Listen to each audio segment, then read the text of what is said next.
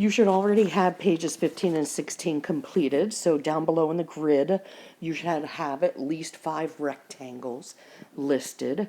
My suggestion, if you haven't done it already, is over to the side, you should put a T-chart table that has length,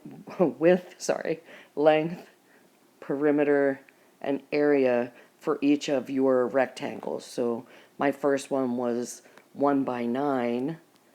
1 wide, 9 long, and then my next one was 2 wide, 8 long, and then fill in everything so that you can take a look at patterns for this. If you haven't done that yet, pause and do that and then come back. So when you look at your 5 rectangles, I am hoping that somewhere on there you have at least one of them that has a fractional side to it. And so when we look at this guy, mine is 1.5 by 9.5, and that equals 9.5 plus a half is 10, and we have 2 of each of those, so my perimeter is 20, and so with a perimeter of 20, I have met the requirement, and you'll notice that I've actually put them in an order where they make some kind of sense. I did that so that on this page, I can put all of my rectangles with their area on here, and my biggest or greatest area is 5 by 5, which is 25 units squared. Each of these, the area is unit squared, and the shape lengths are unit long.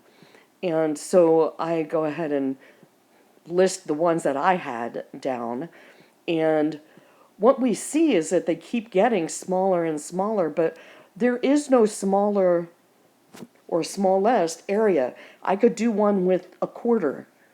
I could do one with 1/8 as a length. I could do one with 1/100. So you can see once you hit fractions, you have an infinite number of fractions. So therefore you have an infinite number of rectangles. So if you have one that's 1/1000 by 9 and 999 over 1,000, that area is going to continue to get smaller and smaller and smaller. And so it's interesting to think about that you can get a largest area, but you cannot get a smallest area.